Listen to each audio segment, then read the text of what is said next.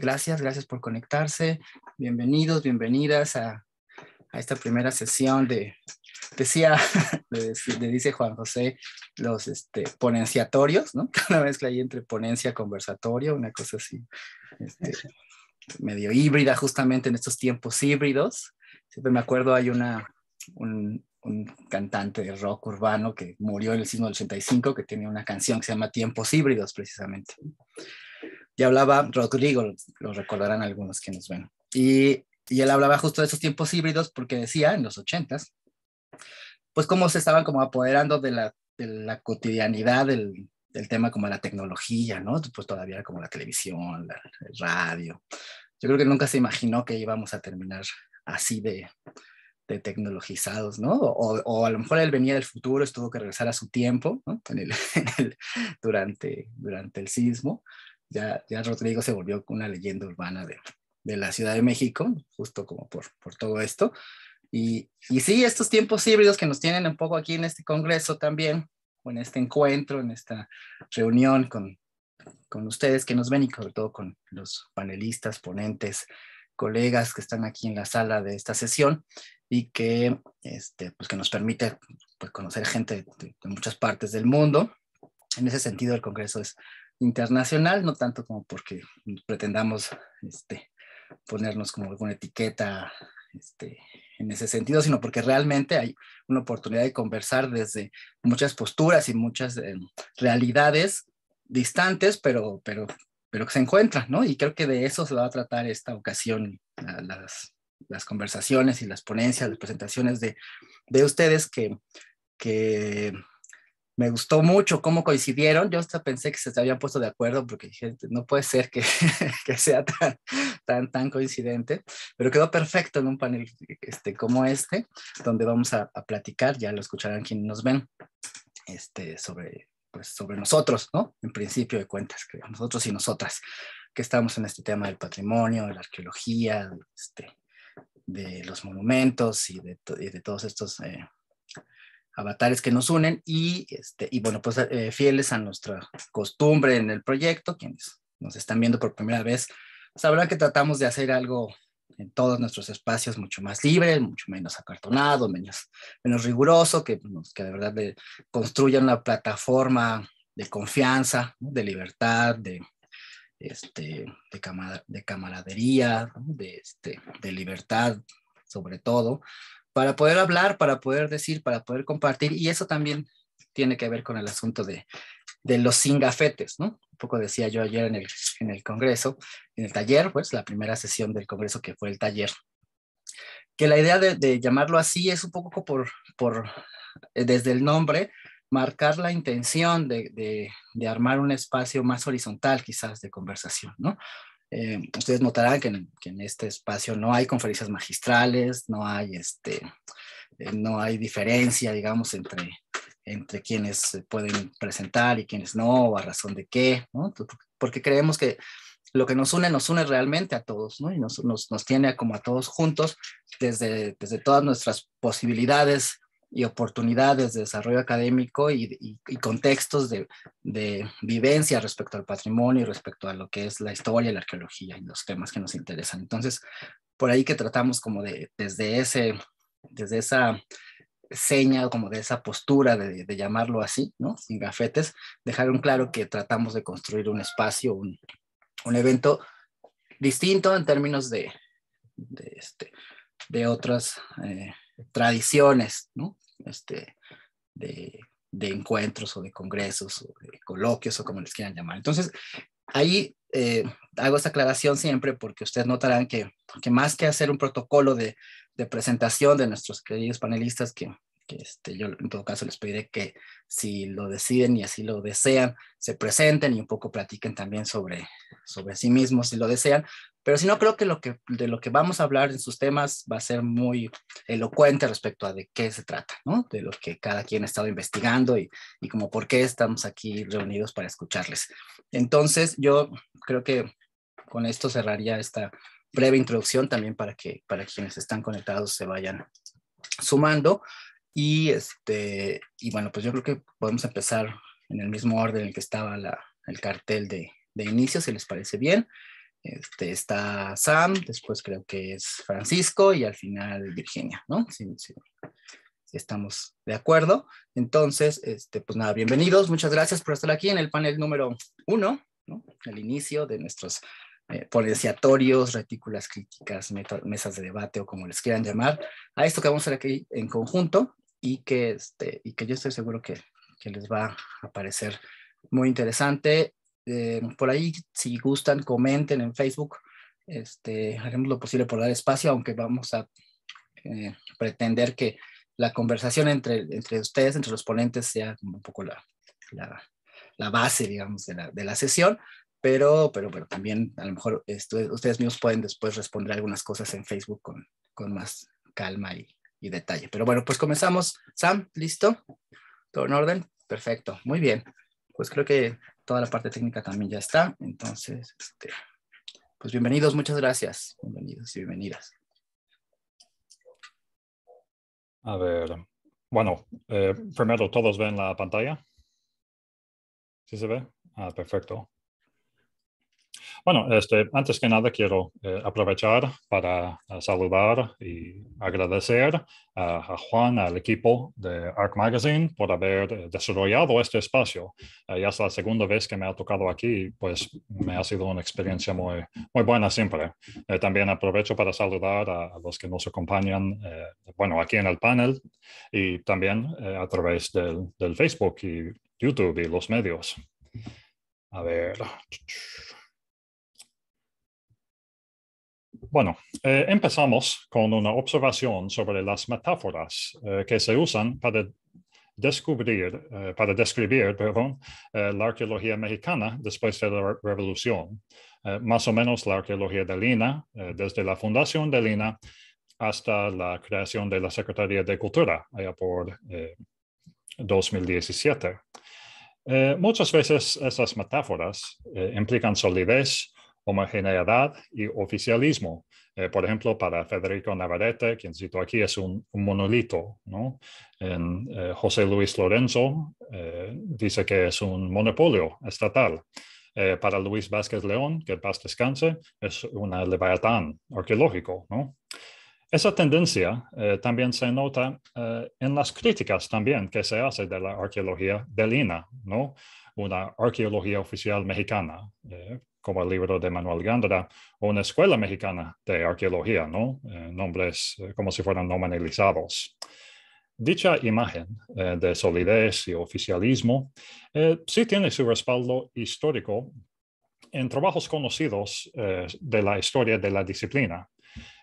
Historias que, como argumentó Aide López Hernández, tienen en común, y cito, el progreso y el centralismo que permean buena parte de sus parámetros para consolidar un origen y desarrollo progresivo sustentados en héroes y genealogías de grandes linajes y blasones, ya así sea la historia de arqueología mexicana de Ignacio Bernal, la arqueología oficial mexicana, de nuevo, de Manuel Gándara, o las piedras negadas de Eduardo Matos Moctezuma, para citar unos ejemplos conocidos que ocupan esta imagen, ¿no? Y bueno, de alguna forma, esta imagen, o sea, esta forma de denominar a la arqueología del INA es bien fundado, ¿no? La caracterización de la disciplina que tiene Luis Vázquez León se me hace sumamente adecuado. Cito, la peculiar administración centralizada del patrimonio cultural impedía la constitución de estos derechos a sus legítimos herederos al tiempo que condicionaba la actividad científica de la propia arqueología y de los arqueólogos que trabajaban bajo tal dominio. Cierra la cita. Es decir, la arqueología del INA suele enfocarse en la reconstrucción de monumentos arqueológicos, como sabemos, y la interpretación de la historia cultural mesoamericana para apoyar a las necesidades ideológicas, el nacionalismo mestizo y económicos, ¿no? El desarrollo regional a través del turismo del Estado mexicano. Bueno, sin embargo, lo que quiero hacer con esa ponencia es hacer la pregunta, ¿no? De qué tan válido sea esta caracterización de la arqueología de Lina y más bien hasta dónde. En ciertos ámbitos creo que es sumamente importante y válido, pero en otros creo que es más engañoso que otra cosa. Bueno, para empezar, en términos epistemológicos, esta forma de hacer la arqueología pues sí tiene su influencia, ¿no? La importancia, por ejemplo, del concepto de Mesoamérica, tema de debate, claro, pero también hilo conductor para un sinfín de investigaciones, es un ejemplo de la fuerza epistemológica de esta manera de hacer la arqueología.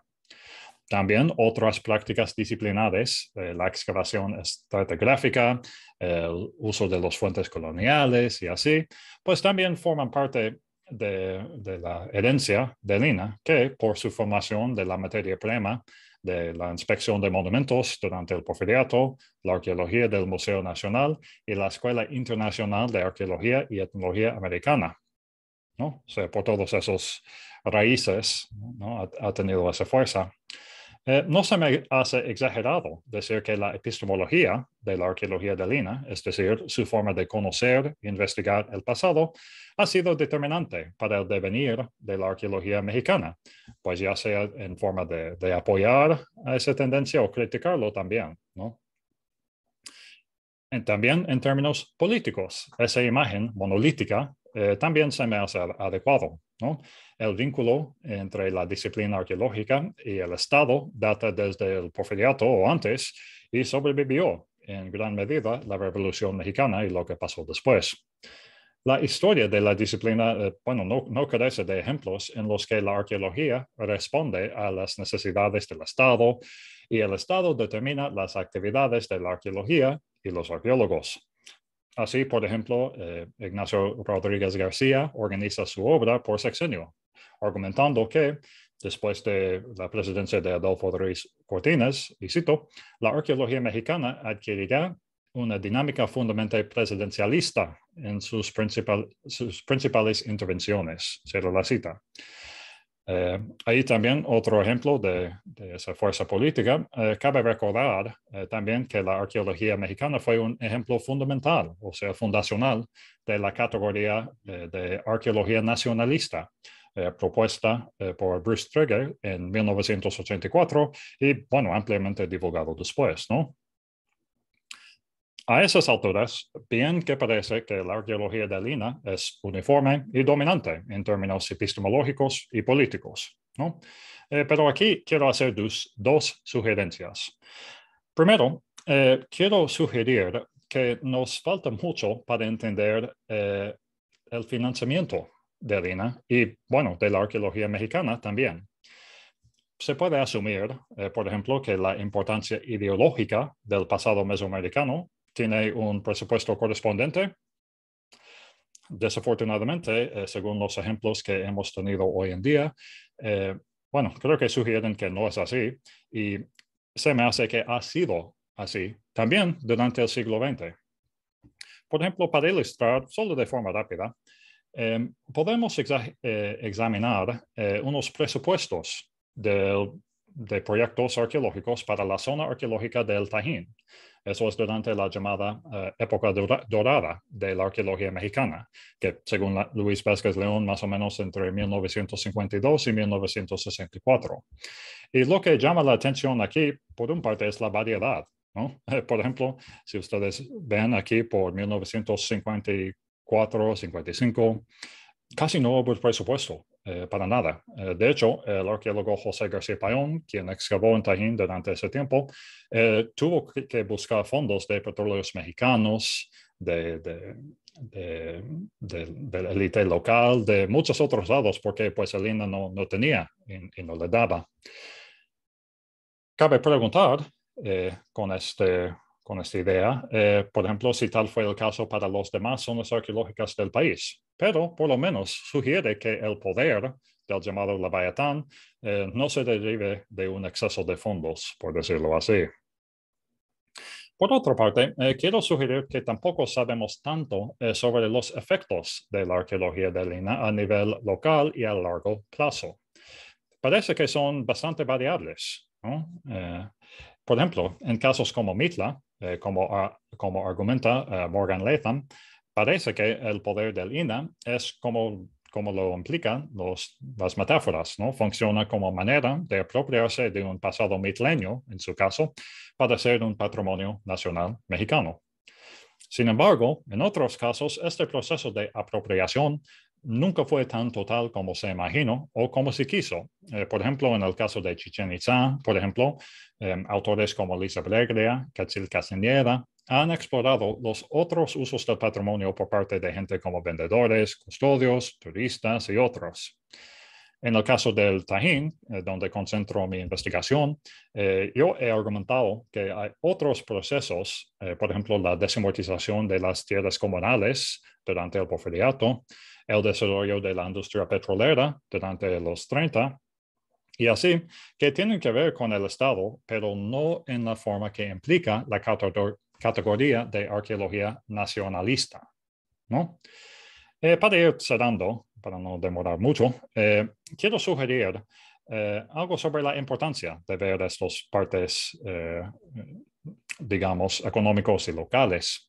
O más bien, por qué la crítica de la arqueología tiene que ir más allá de cuestiones epistemológicas y las políticas nacionales del INAH, ¿no?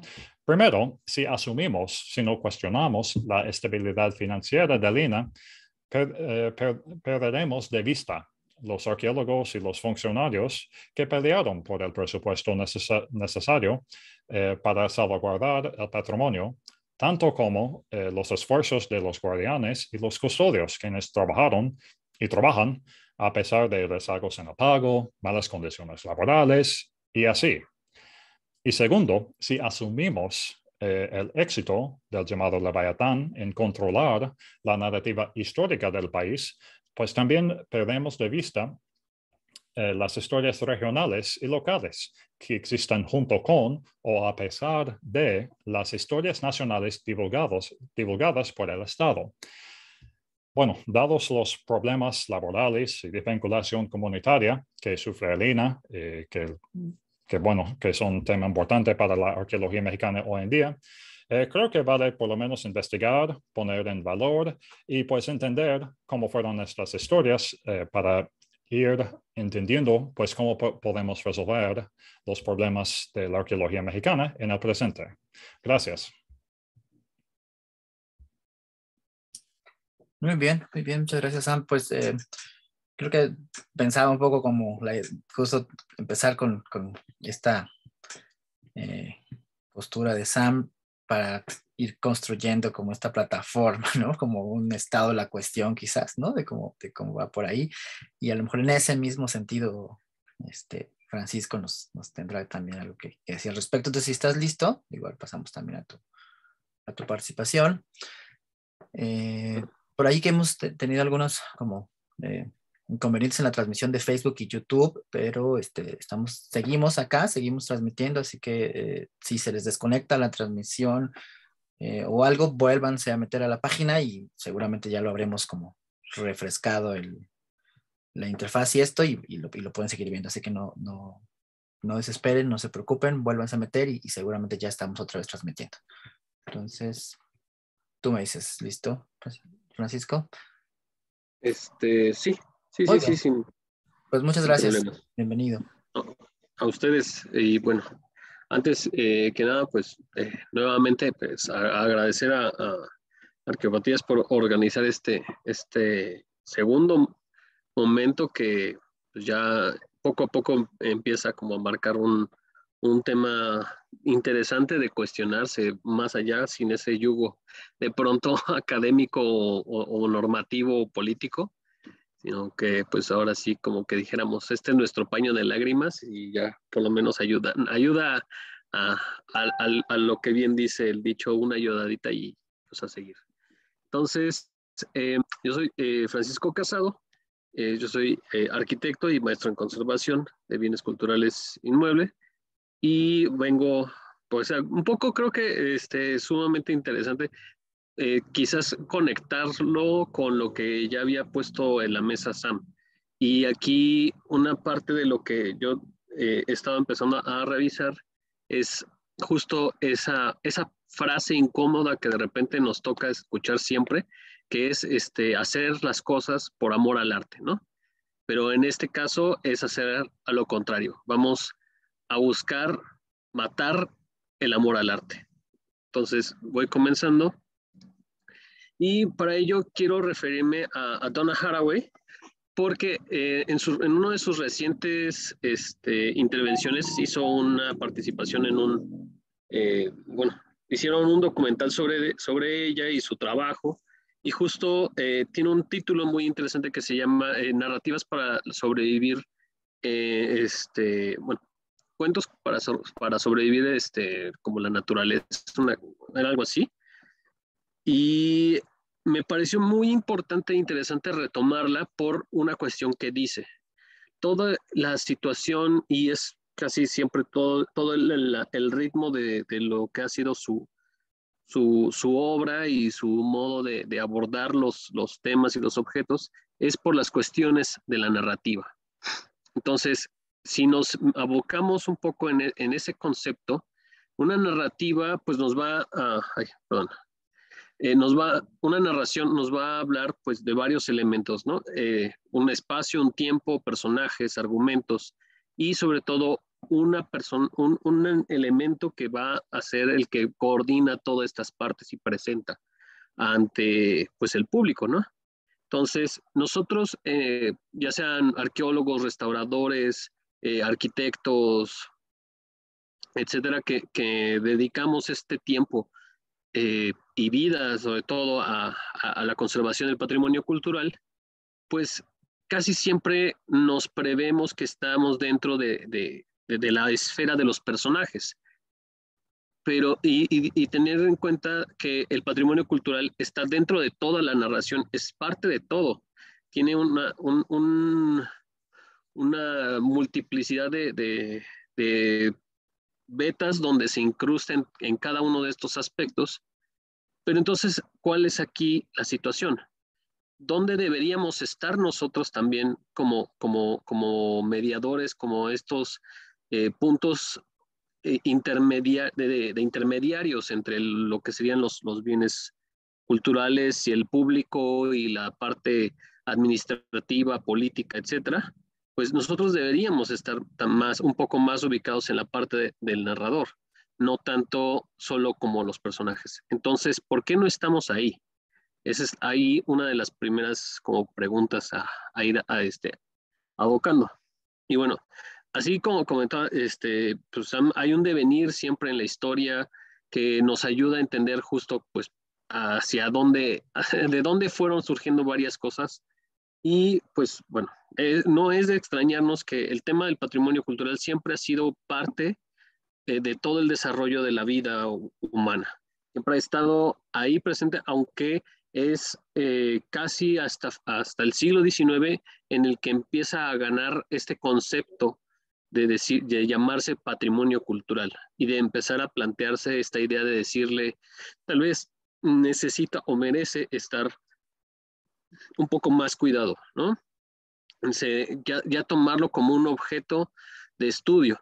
Y en las recientes, sobre todo en el caso de México, con las recientes reformas a la parte normativa, con esta incursión de la Ley General de Cultura, pues ya hay un punto donde ya se hace esta ruptura un poco de la idea de ya el Estado dejar un poco de lado, poco a poco, la noción de decir yo les voy a determinar a ustedes, los pobladores, qué es su cultura, pero ahora es yo necesito que ustedes me digan y me determinen qué es cultura, pero entramos al gran hoyo negro de todo este asunto que de pronto es, ¿qué es cultura, no?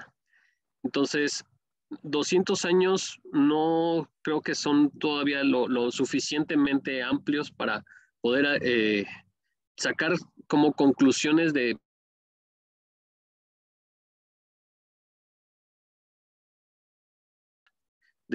objetos, porque no solamente estamos hablando de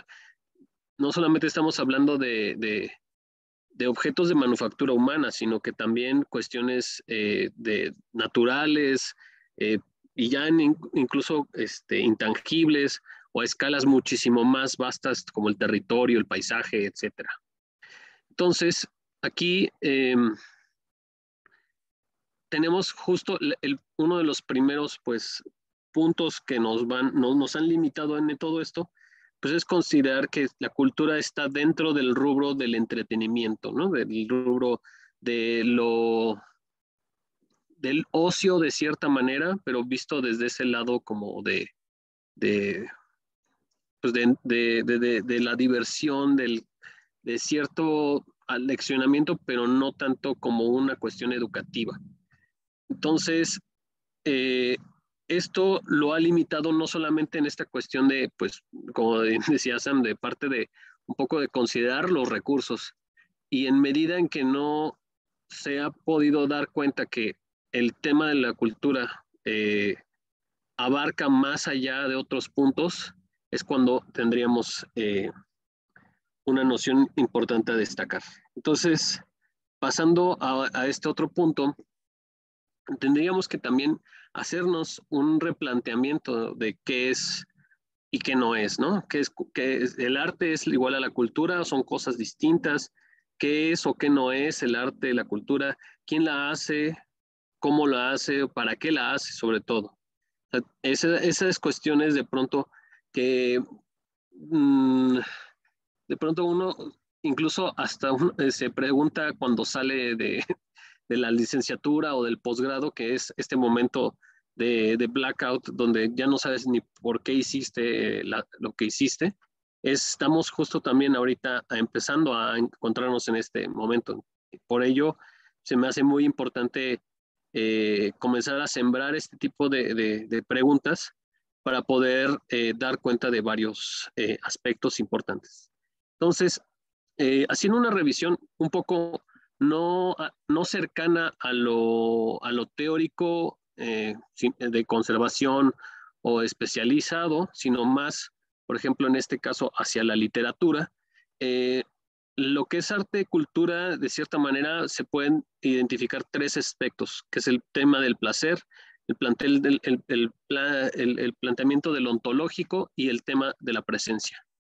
Para ello, he tomado a varios autores, por ejemplo, Antonio Gamoneda, que justo habla una noción de que quizás tanto en la literatura y yo creo también que tanto también en el tema del patrimonio, esto genera esta atracción porque a final de cuentas hay una noción de finitud. Nos sentimos cerca de la muerte y por eso también podemos empezar a replantearnos muchas cosas sobre lo que se está haciendo, sobre lo que va a hacerse, todo ese tipo de reflexión. Agamben en tanto nos habla de que pues es el ser, somos lo que vivimos, en donde vivimos y donde estamos lo que consumimos también. Y que a su vez, pues todas estas cosas sí tienen un deseo implícito de ser conservadas, pero también no, se resisten también a esta parte, imponen una condición de pronto que de cierta manera, pues quizás no solamente se limita a ámbitos técnicos, sino va un poquito más allá. Incluso también, y la parte de la presencia, pues es este ámbito muy interesante que mantiene Ramón Shirao, donde pues estamos tratando de colisionar y convivir los tres momentos pues del tiempo en el mismo punto. Pero creo que de lo último también cabría resaltar un tema que plantea Gombrowicz, que es un poeta polaco que residió mucho tiempo en Argentina, que al final de cuentas el arte no es una ficción ni tampoco un rito, sino es una manera de hacer comunión, de poder generar esta comunidad entre los individuos. Entonces, ¿de dónde podría estar surgiendo el problema del amor al arte? Pues de esta noción de si hablamos sobre el tema de placer, entonces eso debe de ser suficiente. Ahí es donde puede empezar estas problemáticas de subjetividades narrativas. Pero el placer no es una cuestión nada más de de sentir ciertas emociones positivas. También hay nociones del placer que van más allá, que van incluso a contradecir un poco eso. También el placer no necesariamente es placentero, digamos, ¿no? Entonces, si recordamos un poco, volviendo a este punto entre lo que es arte, la conservación, pues todos los objetos van a tener pues un creador en su momento y ahora pues un conservador. A final de cuentas, los dos van a tener que identificar, proponer o establecer nociones sobre el concepto de este objeto, su materia, las técnicas, su función sobre todo esto, porque a final de cuentas, una de estas nociones que hacen los objetos, llámense cerámicas, llámense textiles, edificios, etcétera, etcétera, es una cuestión de nombrar y representar. Le ponemos nombre a lo que necesitamos saber y para qué nos va a servir, porque también al final de cuentas nos va a ayudar a otros ámbitos, en lo social, en lo político, etcétera. Entonces, para ello, aquí es donde entraríamos, y justo un poco donde se involucra el tema también de Sam, pues es que a final de cuentas, tanto creadores como conservadores requieren de recursos, y esos recursos, pues no son, digamos que, libres de temas de ser, pues, costosos, de ser difíciles de adquirir, de ser limitativos. Entonces, si esta parte de pronto que nos sirve como momento de formación y vocación, cuando se vuelca hacia el público, hacia los actores, a los intereses, ya sea a través de todos estos tiempos, no va a haber una forma de apropiarse de una manera más idónea. Necesitamos empezar también nosotros a plantearnos nuestras narrativas. ¿Por qué? Porque a final de cuentas, con toda esta parte de noción, el tema de la conservación, el tema de la creación artística es también una manera de entender la realidad, de protegerla de cierta manera. Y esto va en esta noción, porque al final de cuentas es preguntarnos por lo que vendrá, es preguntarnos por lo que hubo, por lo que fue, y empezar también a dar cuenta que quizás no toda la información que de pronto tenemos es la última y la única. También hay que darnos esa oportunidad de replantearnos pues todo lo que se ha ido presentando, porque al final arte y la cultura nos sirven para seguir sintiendo lo que es ser humano. En medida de que vayamos también empleando esta noción un poco más allá en la manera en cómo formamos a las nuevas generaciones, de la manera en cómo nos presentamos ante las instituciones sociales, políticas, a los interesados, incluso a los que de pronto están ahí al fondo y que no quieren preguntar, pues hay que acercarles esta parte. Esa puede ser una de las nociones para poder empezar a buscar una dignificación de la labor, porque al final es, creo que mucho más puntual empezar ahora a matar la idea del amor al arte y no dejar que el amor al arte nos mate, porque esa va a ser la parte más trágica de todo este punto. Entonces, para ir concluyendo, bueno, el hecho de que muchos de estos aspectos se rijan bajo nociones subjetivas, de una consideración axiológica, eso a su vez no las puede limitar ni dividir de cuestiones objetivas y cuantificables. Eso debe de empezar también a ser una noción importante a cambiar en la manera en cómo se presentan muchos puntos. Más que un concepto unificador a macroescala, que es una de las ideas que plantea Donna Haraway, hay que plantear cada uno de estos aspectos desde su propio contexto para que al momento de abalanzarse se forme como un gran enjambre de elementos puntuales que a final de cuentas pues se interconectan. Y al momento de de dejar de narrar desde un aparato único. También, bueno, más bien, al empezar a establecer estas nociones de unas narraciones ya más puntuales, no hablar de que el templo tal o el sitio tal se inscribe dentro de sí mismo nada más, sino que está dentro de una esfera mucho más amplia, es cuando también podemos empezar a considerar y a tener a la mano puntos que se pueden usar como elementos clave para generar estas sinergias de objetivos. Al final de cuentas, esto es una cuestión también de negociación.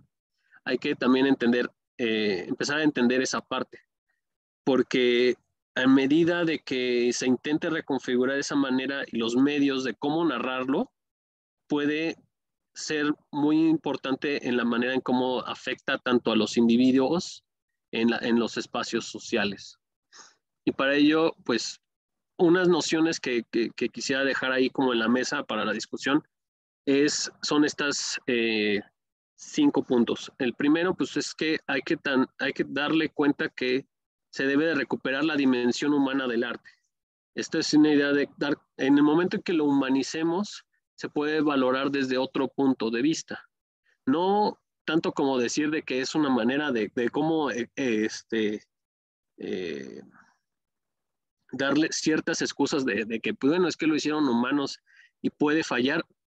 No tanto que sea la única razón, pero sí dar cuenta, por ejemplo, que pueden la gente conectarse con esta idea de imaginar, de tener esta noción de cómo se hacen ciertos objetos, cómo se pudieron practicar y demás, desde una narrativa un poco más digerida, no tan académica, pueden provocar una forma de revalorar desde otra dimensión.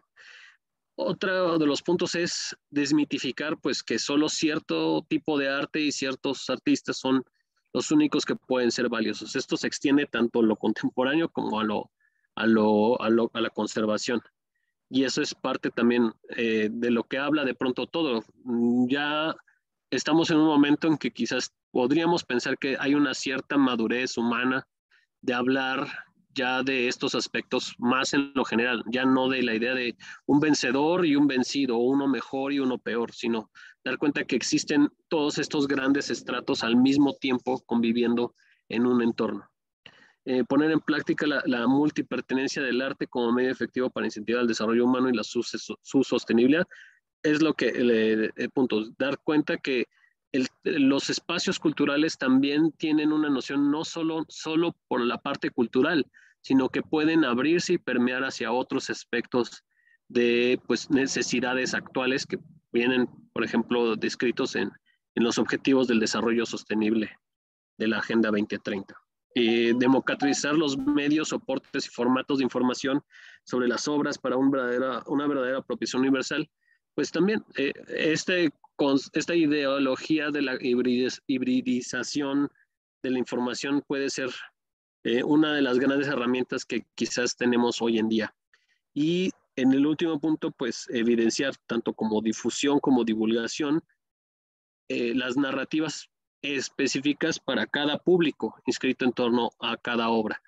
O sea, es un trabajo más complejo, yo lo sé, pero tenemos que dar cuenta que no solamente hay que escribir o hay que hacer presentaciones para los académicos, también hay que implicar cómo esto lo aterrizamos para que lo pueda entender un niño de 10 años, un adulto mayor de 90 años, hombres, mujeres, incluso también en cierta medida empezar a cuestionarnos si mucho de lo que también se genera o que estamos generando no necesita también estar dentro de, por ejemplo, de lenguas originarias, en formas que sí abarquen esta noción de la accesibilidad más universal. Y bueno, yo sé que puede ser un poco frustrante que tal vez no hay una respuesta al final, pero ese es el gran punto de todo esto, que a partir de aquí, pues yo muy en el ánimo del Joker de Heath Ledger. Yo soy de estas personas que les gusta ver el mundo arder, entonces ya quiero ahí echar ese cerillo en el camino de gasolina y ver pues en qué momento o cómo va esto a ir partiendo, porque al final de cuentas creo que, y eso lo estaba platicando ayer, ya estamos en un momento en que incluso, por ejemplo, en las marchas feministas se ha demostrado que sí se puede hacer un trabajo a partir de la comunidad. Se puede hacer una cuestión muy colaborativa, teniendo muy claros los objetivos y las nociones. Ya no tanto como que de repente vuelva a aparecer ¿cómo se llama? Un Cesare Brandi, un Salvador Díaz Berrios, sino que ahora esta parte, como lo que está haciéndose con ARC, con el evento de Singafetes, pues puede empezar a caminar esta noción también de que pues existen estas otras formas de narrar y que en medida que podamos sumarlas y compartirlas, podemos generar algo que nos pueda ayudar justo a no morir por amor al arte, sino que de verdad sí, recobre esta idea del amor al arte, no de dejarlo todo por algo que nos parece importante, sino que también eso nos pueda dar vida y seguir pues adelante. Muchísimas gracias. Gracias, Paquito. Paquito, lo que no nos han visto antes, así le decimos de cariño al maestro Francisco. Paquito. Te comenta Juan José Guerrero Juan José Archi, pues que es Juanjo, en Facebook, que dice que sí, que hay amores que matan, pero de hambre. Como... Sí. Pero bueno, ahorita regresamos a esa parte. Y bueno, pues creo que se estabilizó ya la transmisión en Facebook. Gracias por permanecer, por conectarse, por estar acá en la conversación. Y yo creo que decía hace un rato al principio de la transmisión que, pues que esté con nosotros Virginia y bueno, con representación de todo el equipo de trabajo que nos enviaron esta propuesta que se inserta perfectamente hasta en el contexto que en México mismo estamos viviendo y en Latinoamérica estoy seguro.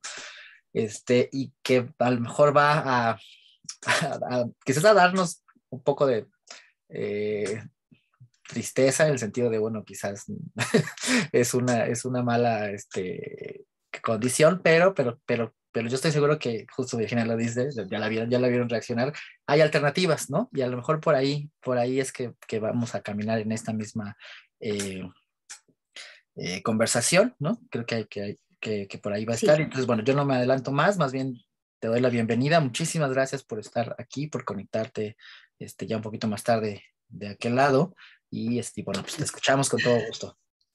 Muchísimas gracias a vosotros, de verdad, porque creo que dadas las circunstancias, por lo que estoy escuchando con los compañeros,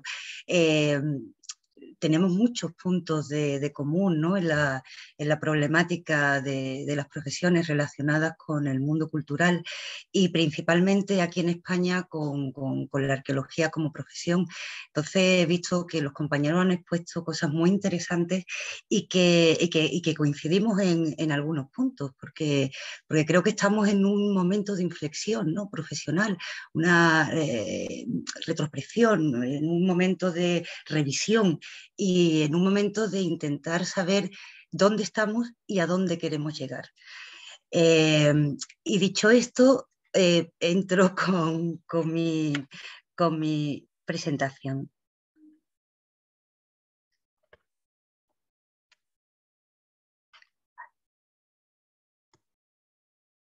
No sé si veis aquí.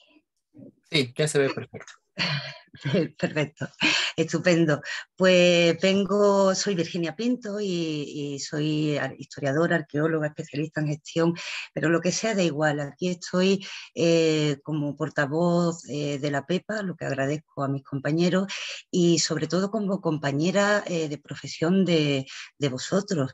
Por eso os doy las gracias, porque para nosotros en España estamos pasando momentos muy difíciles, muy complicados como profesión, y nos gustaría no solo compartir, que se conozca cuál es la situación casi dramática, se podría decir, ¿no?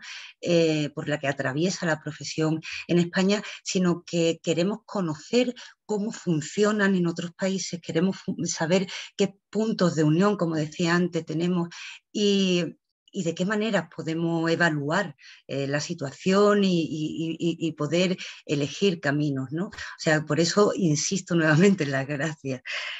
Dicho esto, la arqueología en España, pues quiero al menos que entendáis que la ponencia se centra evidentemente en el Estado español.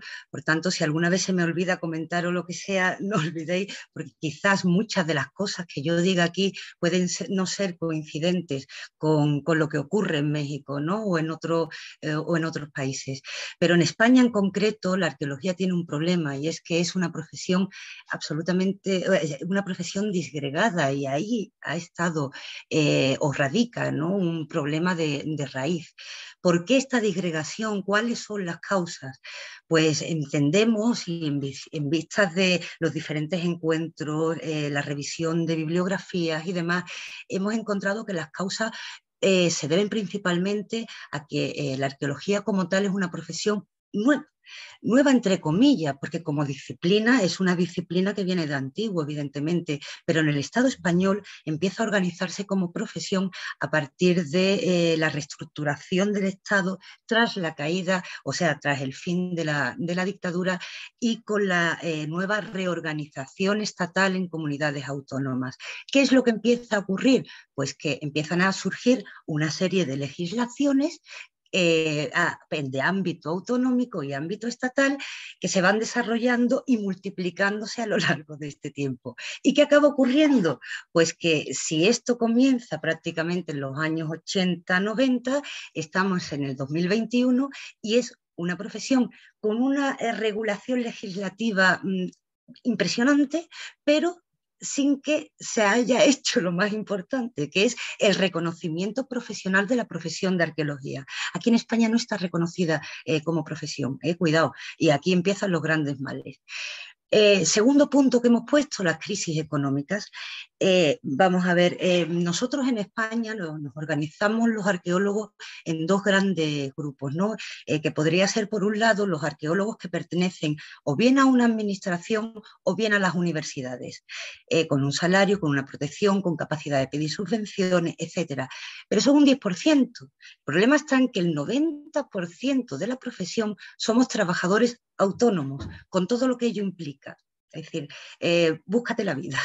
Sencilla y llanamente es un búscate la vida, pero un búscate la vida en un ámbito muy peligroso y muy complicado, como es el de la construcción, porque evidentemente es el 90% de arqueólogos autónomos trabajan para obras del Estado, para ingeniería civil, etc. Somos, como he dicho, una parte más del engranaje de la construcción, aunque pertenezcamos a cultura. ¿Qué trae qué problema trae esta situación? Pues porque cuando te viene una crisis como la que vino de la llamada crisis del ladrillo, ¿no? La burbuja inmobiliaria en el 2008, o sea, hace caer en picado todas las empresas de construcción, tanto privadas como estatales. Y el problema está en que al caer en picado la construcción, cae en picado también y arrastra en efecto dominó a la profesión de arqueología. Si esa gran crisis viene en el 2008, posteriormente no tenemos la capacidad como país o como profesión, como queráis llamarlo, de levantar cabeza. ¿Pero por qué? Pues porque es que vienen otras olas de crisis hasta que, fíjate cómo estamos, ¿no? con esto de la pandemia. Entonces, ese tema provocó una caída absoluta por parte de lo que es la profesión en sí y del colectivo profesional. Hubo fulmina a gran parte del colectivo profesional a nivel estatal. Y a eso habría que sumarle la falta de respaldo y ayuda institucional a los profesionales en momentos tan duros, ¿no? Que es lo que termina hundiendo y prácticamente acaba con la profesión. Y como tercer punto hemos puesto una falta de sentimiento colectivo. ¿Por qué? Pues porque si aunamos todo esto que he comentado hasta ahora del tema de la crisis, junto con la problemática de falta de reconocimiento y otra serie de problemas, al arqueólogo lo abocan y lo obligan de alguna manera a que se tengan que enfrentar solo a su propia realidad, lo que provoca que de alguna manera durante todo este tiempo hayamos estado remando y quizás en direcciones diferentes. Y ¿qué es lo que ha dado lugar a eso? Pues esta disgregación, nosotros que teníamos desde la PEPA la sensación de que tenía que terminar ya, pero ¿cuándo termina? ¿Qué en sí? ¿Qué podríamos decir de la PEPA? Pues la PEPA nace realmente de los CDL, a modo de resumen histórico, ¿no? De alguna manera, ¿qué es un CDL para vosotros? Los CDL son las siglas de los colegios oficiales de doctores y licenciados en filosofía, letras y ciencias. Los arqueólogos nos hemos adscrito a ese colegio porque históricamente estos colegios nacen en el siglo XIX. Cuidado, que estamos hablando de una antigüedad que le da cierto pozo de sabiduría, entre comillas, a la institución, pero ese mismo pozo de antigüedad hace que de alguna manera no se adapte correctamente a los tiempos modernos. Quiero deciros ante todo que esto no es una crítica a los CDL, porque de hecho soy la decana del CDL de Cádiz, es decir, soy la decana del Colegio Oficial de Doctores y Licenciados en Filosofía, Letras y Ciencias. Pero desde precisamente ese conocimiento que tengo en profundidad del funcionamiento de los CDL, porque llevo 20 años como decana, que ya es mucho tiempo, ¿de qué me he dado cuenta? Pues que es imposible, que quien mucho abarca poco aprieta y que aunque sea una institución que viene del siglo XIX, es una institución que nace claramente enfocada a la docencia. Dada su amplitud de la nomenclatura del propio título del colegio oficial, evidentemente sirve de paraguas para muchas profesiones nuevas, como arqueología, que no tenía colegio propio de antiguo, como puede ser el de abogados, el de arquitectos, el de médicos, en concreto de doctores y licenciados. Entonces nos empezamos a adscribir al colegio de doctores y licenciados al final, en los años 90, la profesión de arqueología entra de lleno en los colegios profesionales en los años 90, pero el marcado carácter docente de la propia institución hace que otras profesiones que se van intentando acoger a ese paraguas colegial no encuentren cabida, porque las personas, la directiva de estos colegios profesionales están preparados para la docencia, no para enfrentarse a la vorágine y al desastre absoluto que significa la profesión de arqueología. Entonces, hay colegios profesionales en España que dirigimos arqueólogos que sí, de alguna manera, sabemos cuál es la problemática y luchamos contra ella, pero tampoco es un caso común. Normalmente los profesores son los que llevan el tema colegial y evidentemente sus intereses no son los mismos. Dentro de esta situación, este pequeño resumen histórico que os he hecho, me gustaría hablaros cuándo surge la PEPA. Ya os he comentado cuál es el origen. El origen en sí es que profesionales que pertenecen a los CDL de todo a nivel nacional nos acabamos sentando, intentando encontrar solución a los problemas que estamos viendo. ¿Cuándo vemos esos problemas? Pues mira, una de las buenas cosas que hizo precisamente el Consejo General de Colegios fue organizar en el año 2017 un congreso, el primer congreso de arqueología profesional en España. Bien, en ese, aunque no era el objetivo, porque no era el objetivo evidentemente del congreso, pero sí fue un espacio donde nos encontramos profesionales que quizás no lo habíamos hablado antes, pero dio la casualidad que lo hablamos ahí. Y encontramos afinidades personales y profesionales que dando patente ese sentimiento de insatisfacción y de abandono, ¿no? Comunitario. Eso hace al Colegio de Cádiz en concreto pensar en la posibilidad de que deberíamos coger esta enorme frustración que había entre los profesionales e intentar enfocarla. Por tanto, en el año 2008, el Colegio de Cádiz, tras ese primer congreso del 2017, junto a profesionales adscritos a otros CDL, decidimos materializar en un encuentro profesional ese malestar general, y se organiza el primer encuentro de profesionales de la arqueología en el 2018. Ahí empieza a nacer la PEPA. Entendimos que los problemas eran comunes independientemente del lugar del país donde desarrollábamos nuestra labor, y compartimos nuestras inquietudes y valoraciones con representantes profesionales de otros sectores con los que forzosamente compartimos nuestro campo de trabajo y por tanto problemática, como son los arquitectos, como son los restauradores, como son los antropólogos, como son los propios promotores de obras.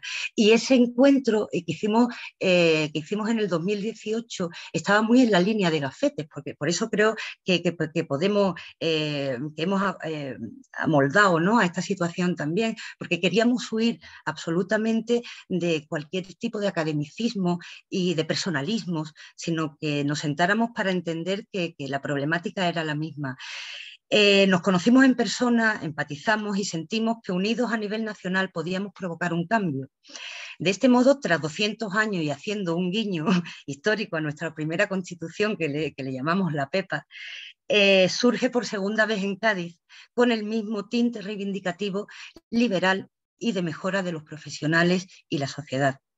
La PEPA se va afianzando posteriormente en diferentes encuentros, de lo que les dejo diferentes imágenes, y la PEPA se va afianzando y consolidando a lo largo de los encuentros posteriores en Madrid, Santander, Jaén, Bilbao, y la importancia de estos encuentros radica en la propia consolidación de la idea y la canalización de esfuerzos en busca de frutos comunes. Este año ha sido de organización interna y de experimentación en realización de trabajo común entre profesionales que en algunos casos ni nos conocíamos, pero que no obstante ha quedado comprobado que la unión del colectivo, dejando a un lado personalismos y academicismos, era lo básico y lo necesario para avanzar en la lucha por la dignidad de la arqueología profesional. Hemos desarrollado estos esfuerzos en un entorno profesional hostil por naturaleza, con una administración ineficaz o inexistente, furtivos, falta de reconocimiento por parte de la propia sociedad, y también bajo la amenaza de una organización que nos toma como elementos desleales y no quiere asumir las funciones para las que estaba concebida, como en este sentido entendemos que hace el Consejo General de Colegios de Doctores y Licenciados, ¿no?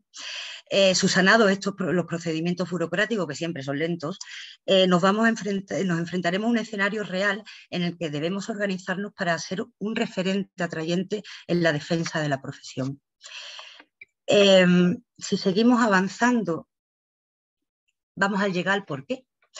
¿Por qué necesitamos organizarnos? Pues porque yo no sé cómo estáis reconocidos en México en ese sentido, y me gustaría que me iluminarais, ¿no?, de alguna manera, y que me lo explicarais, porque en España no estamos reconocidos como profesión. Es decir, hay una carencia de un código propio de Hacienda para poder darse de alta como actividad profesional, lo que es básico para el desarrollo de la profesión. ¿Y qué pasa? Que cuando careces de visibilidad en las estadísticas estatales porque no existes ni no te contabilizan, resulta que careces de los más mínimos derechos de trabajadores del siglo XXI, como puede ser una enfermedad laboral. Los españoles, los arqueólogos españoles, no tenemos derecho a una enfermedad laboral. Si tenemos las espaldas destrozadas o las rodillas destrozadas, pues aguantarse toca, porque no se te reconoce de ninguna manera, ¿no? Por otro lado, también hemos visto que otro problema, y por lo que surge también la PEPA, es por la regulación legislativa. Esto es un sin Dios. En España esto es un sin Dios. Vamos a ver, aun siendo una profesión sin reconocimiento explícito, la arqueología y el patrimonio histórico en España están regulados jurídicamente por multitud de leyes, decretos y órdenes, pero lamentablemente esto se ha convertido más en un problema que en una solución. Cada comunidad autónoma legisla a su manera, cada cual tiene su propia ley de patrimonio y su reglamento de actividades arqueológicas. Hemos llegado a contabilizar hasta 40 legislaciones diferentes que nos afectan como profesionales dentro de un mismo Estado. Entonces, es una situación tan estúpida como poco efectiva. porque no sabes qué te está pudiendo amparar. Quizás un arqueólogo andaluz resulta que llega a Cataluña y no lo reconocen como arqueólogo, porque su reglamento de actividades arqueológicas no contempla una serie de requisitos que necesita para ser arqueólogo. Pues estamos en la idiotacia de estar con un país que defiende en su constitución la libertad de movimiento de los trabajadores y después las propias comunidades autónomas hacen legislación que impiden el libre movimiento de los trabajadores. Es decir, es lo que buscamos con la PEPA, encontrar soluciones y ser una comunicación con el Estado a nivel estatal para poder paliar situaciones como esta, ¿no? Otro punto, ¿cuál es? Pues que la administración se ve por parte de los profesionales, desgraciadamente, como un enemigo. No son todos los casos, pero sí, por desgracia, mayoritariamente. Y es que recordemos lo que ya dijimos anteriormente. Somos un eslabón más dentro del engranaje de la construcción, pero desgraciadamente somos el eslabón más débil, porque ahí estamos sin respaldo institucional, sin apoyo de la administración, sin ningún tipo de ayuda y sin reconocimiento. Y somos el eslabón entre la administración que nos exige y los promotores que hacen las obras. Evidentemente, quien sale siempre perdiendo en esta historia va a ser el profesional y el patrimonio, pero es que, por ende, pierde la sociedad en sí. Entonces, eso que nunca tampoco se nos quite del punto de vista, porque los arqueólogos como profesionales no defendemos algo nuestro, defendemos algo que es de todos. Y con nuestro trabajo y fruto de nuestro trabajo se va enriqueciendo la sociedad y se enriquece el propio Estado.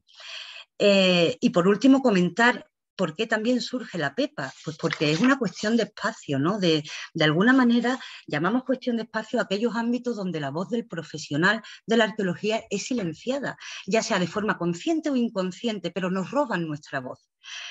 Esto provoca que la sociedad no tenga un claro concepto de lo que es la arqueología y sus profesionales, siendo una cuestión que necesariamente hay que revertir. Fue realmente interesante una encuesta realizada por los compañeros de Madrid a pie de calle, donde le preguntaban a la sociedad qué era la arqueología y qué hacían los arqueólogos. Oye, pues fue tan ilustrativa como desoladora. Absolutamente desoladora, porque la sociedad en general piensa que un arqueólogo tiene un trabajo maravilloso, bien pagado, lleno de viajes y glamour, muy cercano a Indiana Jones, y algunos directamente tampoco directamente no saben, ¿no?, qué es lo que hace, qué labor realiza un arqueólogo. Y es que gracias a titulares sensacionalistas tipo la carretera descubre un yacimiento en las construcciones del gasoducto. No, señor, no lo ha descubierto la carretera, no lo ha descubierto la construcción del gasoducto, no lo ha descubierto el aerogenerador que se está haciendo, lo han descubierto los arqueólogos que hacen su trabajo. No nos quiten el espacio, no nos quiten la voz, porque el problema es que detrás del titular sensacionalista que ya ha obviado el trabajo del arqueólogo, te sale el político de turno que te explica el yacimiento poniéndose medallitas, cuando muy probablemente es el que le está poniendo cortapisas y problemas y palos en las ruedas al trabajador de arqueología que intenta hacer su trabajo.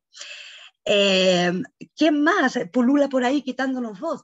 Pues ¿quién no ha escuchado a furtivos y exploradores hablando como si fueran expertos arqueólogos y con unas dimensiones en medios de comunicación y demás que muchas veces los propios profesionales no tenemos, ¿no?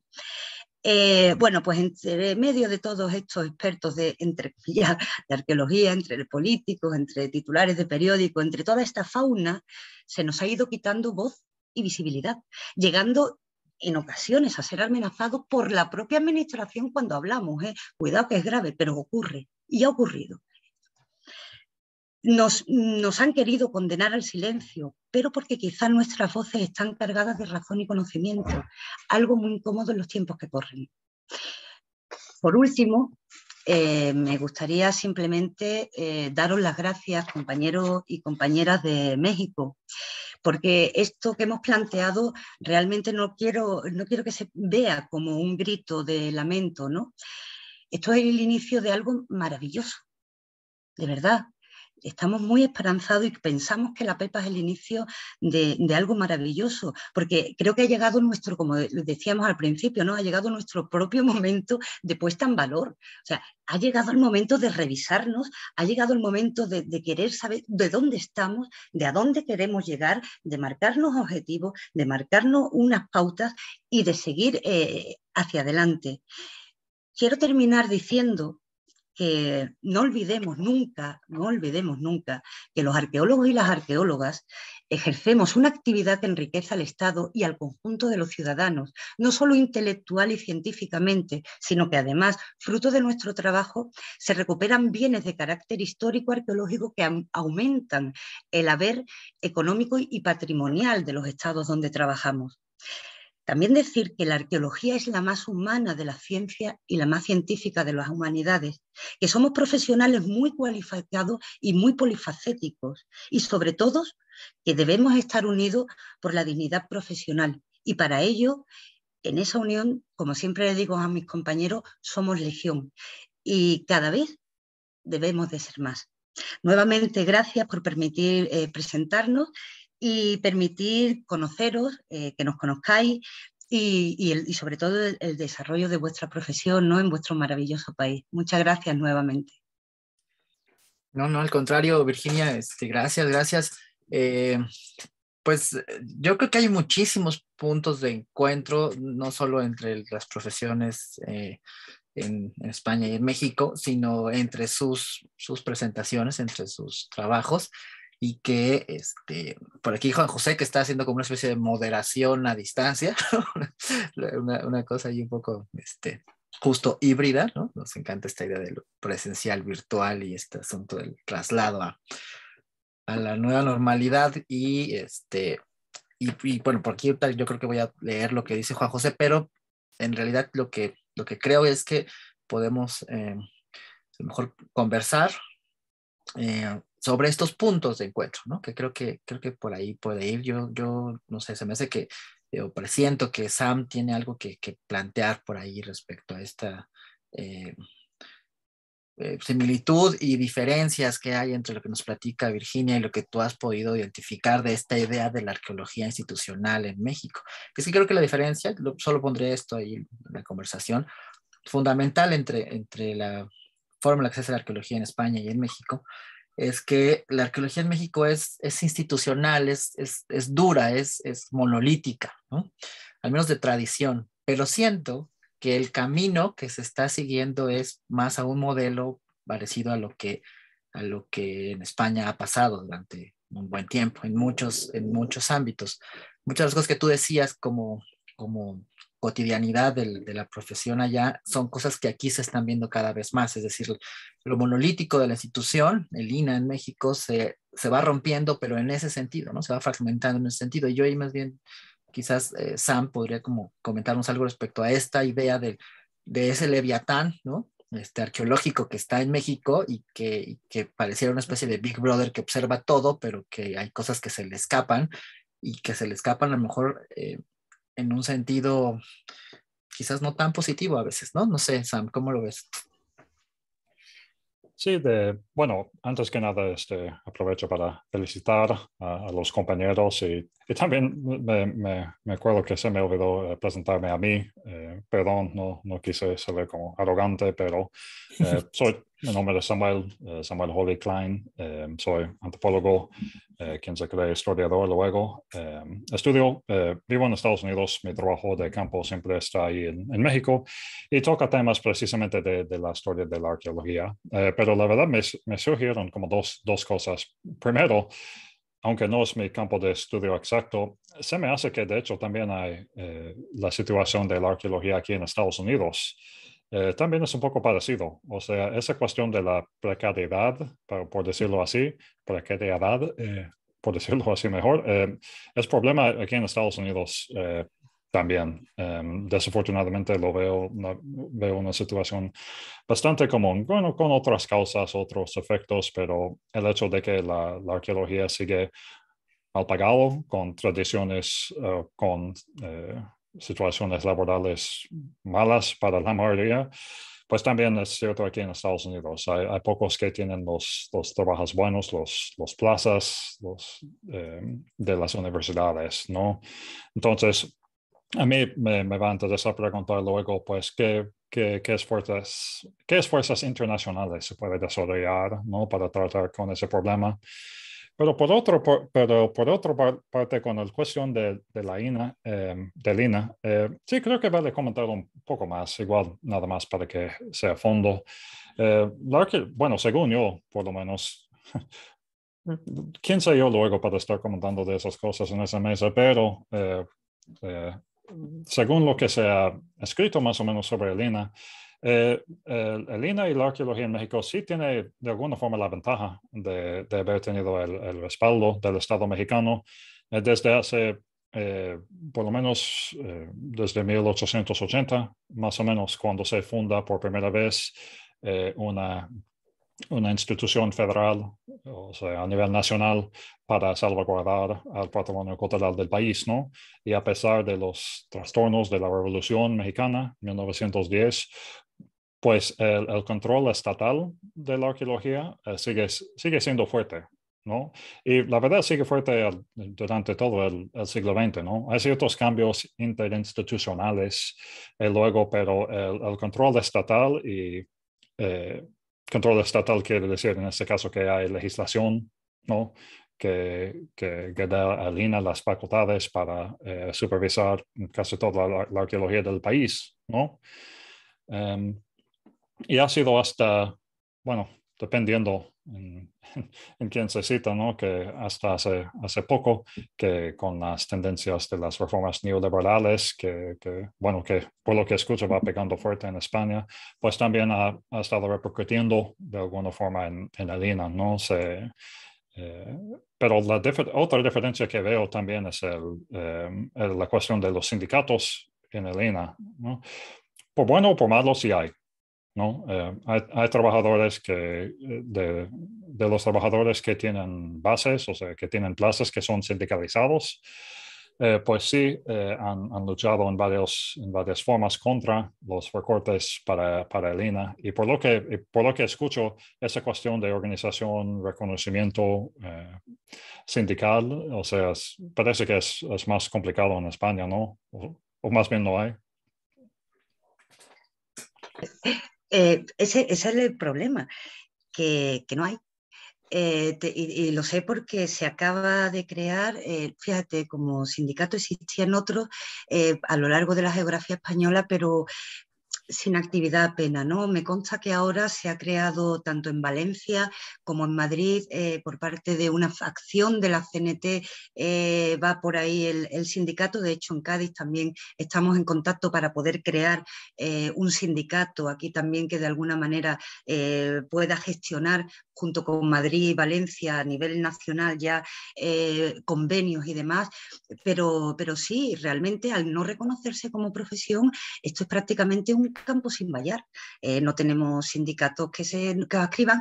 La administración, que es algo que has dicho que es muy interesante, Sam, la administración en España es que está realmente, no ocurre como en México, está para fiscalizar y perseguir al profesional, no para ayudarlo. Es decir, la administración está para echar una mano, pero al cuello del trabajador, directamente, no echa la mano, pero...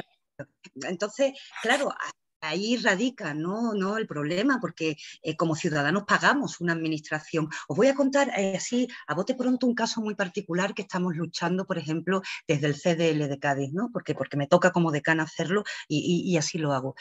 Resulta, ¿sabéis cuánto tardan en la provincia de Cádiz para autorizar una intervención arqueológica que a lo mejor dura una semana? 9 meses. Entonces, lo que yo le pregunto a los políticos, vamos a ver, señores, ¿de qué puñetas come un arqueólogo en Cádiz durante 9 meses? ¿A qué nos dedicamos? Y no por nada, sino porque la administración paraliza los proyectos. Y es lo que les digo, que cuidado, que no solo paralizáis al profesional de la arqueología. Al parar al profesional de la arqueología, estáis parando la obra en sí. Es decir, a todos los obreros que vienen detrás. Estáis parando al arquitecto, estáis parando al fontanero, que es en última instancia el último que llega para meter tubería. Y al que pone los azulejos, también. Aunque tarde 9 meses entra en la obra, pero también lo estáis parando. Y no se dan cuenta que el patrimonio histórico arqueológico es en sí una fuente de recursos ingente. Entonces, muchas veces los estados, ¿no? O al menos el Estado español, ve como un problema la aparición de restos arqueológicos. Vamos a ver, los restos arqueológicos, señores políticos y los que nos quieran escuchar, señores políticos, da dinero. Es un yacimiento de trabajo, no solo en el momento de la intervención arqueológica, sino en la posterior puesta en valor. Porque, vamos a ver, me consta, y os podría poner miles de ejemplos, ¿no? Pero me consta, por ejemplo, en un barrio muy concreto de Cádiz, que en los años 80 era un nido de delincuencia absoluta, de drogadicción, un auténtico desastre. Resulta que aparece un yacimiento con una cronología prácticamente que abarca los 3000 años de antigüedad de Cádiz, ¿no? Eso hace que se revalorice el barrio. ¿Y sabéis qué pasa 20 años después? Pues que es uno de los barrios más caros, y que resulta que es donde más bares hay, y que resulta que es donde más inversión hay. Y el bareto asquerosillo de la esquina, que se llamaba Casa Pepe, resulta que en el 2021 es el restaurante Don José.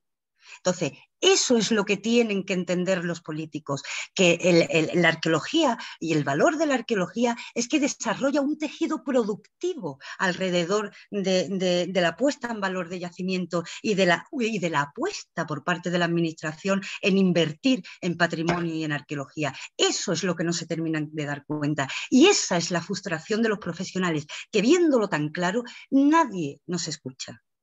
Y ya me callo porque estoy copando y no me gusta. No, no, está bien. Y ahora, yo muy rápido, antes de dar la palabra a Susana, que está aquí con nosotros en la sesión, pero no está su cámara prendida todavía. Si la puedes prender, sería increíble para que conozcamos al momento de que nos comentes y te veas en la transmisión, estaría increíble. Pero mientras prendes tu cámara, yo quería justo pensar esto que dices, Virginia, del tema como el desarrollo económico a partir de la arqueología y cómo puede ser también peligroso en términos de gentrificación, ¿no? Esto que me mencionabas tú respecto a la idea de la revalorización de los espacios de la ciudad a partir de su conocimiento arqueológico. Al menos yo lo entendía conforme lo contabas como un proceso de gentrificación y no sé si necesariamente eso sea un camino que debamos seguir. No. Eso va más allá de lo que el arqueólogo puede controlar, estoy convencido, pero también pasa que los políticos les brillan los ojos del dinero en ese sentido. Pero bueno, no sé si quieres decir algo y ahorita ya Susana con todo gusto por ahí. No te funciona la cámara, no te preocupes, ahorita te escuchamos. Sí, Virginia, perdón. No, lo que quería comentar es que no lo he puesto como ejemplo de centralización. De hecho, es un caso extraño que algo se haya hecho tan bien hecho. Es decir, normalmente cuando la administración interviene es para meter la pata hasta aquí. Y pocas veces realmente quien tiene la capacidad para la gestión del patrimonio, pocas veces interviene en él. A nosotros nos pasa un poco, ¿sabe? Yo creo que el problema o los matices entre México y España está en que vosotros venís, creo que de una tradición de tener la estructura no estatal como aquí, pisando la cabeza, y nosotros estamos tan desprotegidos y desamparados, que lo que le pedimos a la administración es que nos ayude, ¿no? Pero porque en España, en el caso español, es una absoluta dejadez de funciones por parte de la administración y cuidado, que no sé hasta qué punto en un momento dado podría ser intencionada, porque con la cantidad de restos arqueológicos, te estoy hablando de una provincia que tiene más de 3000 yacimientos arqueológicos, muchas veces es un problema para sus amigos los constructores, no una ayuda.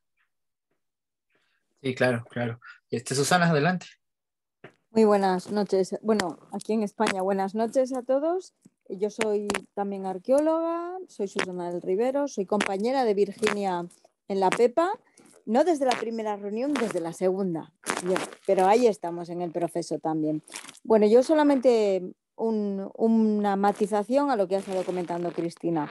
El problema ya no es solo esa dejación de funciones creo, del Estado, de las administraciones públicas, sino que eso nos convierte en el enemigo, porque luego los retrasos en las obras, los atascos, la falta de soluciones, sobre todo en la obra pública, que es donde está, digamos, la base de empleo la mayoría de los arqueólogos profesionales, sobre todo de estos autónomos, es que el culpable es el arqueólogo. El que paró la obra es el arqueólogo, el que encontró cosas es el arqueólogo y no la administración que no gestionó correctamente.